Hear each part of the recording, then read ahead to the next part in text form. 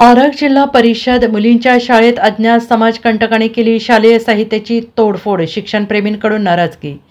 आरग बाजारपेठेतील जिल्हा परिषद प्राथमिक मुलींच्या शाळेत अज्ञात समाजकंटकाने तोडफोड करीत वर्गखोल्यातील शैक्षणिक साहित्याची मोठी नासधूस केल्याची घटना समोर आली आहे। दरम्यान या प्रकरणी शाळेच्या मुख्याध्यापकांनी मिरज ग्रामीण पोलीस ठाण्यात तक्रार अर्ज दाखल केले आहेत। शाळेतील वर्गखोल्यांच्या दरवाजाची कडी तोडून आणि जुन्या लोखंडी खिडक्यांचे बार तोडून वर्गखोल्यात प्रवेश करीत साहित्याची नासधूस करण्यात आली आहे। हा प्रकार बुधवारी सकाळी शिक्षकांच्या निदर्शनास आला असून मंगळवारी रात्री समाजकंटकांनी हे कृत्य केले असल्याचा संशय ग्रामस्थांकडून व्यक्त होतोय।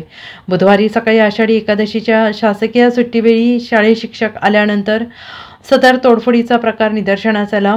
समाजकंटकांनी एका वर्गखोलीच्या खिडकीमधील लोखंडी सळ्या बाजूला काढून वर्गखोलीत प्रवेश करून शैक्षणिक साहित्याची मोठी नासधूस केली आहे।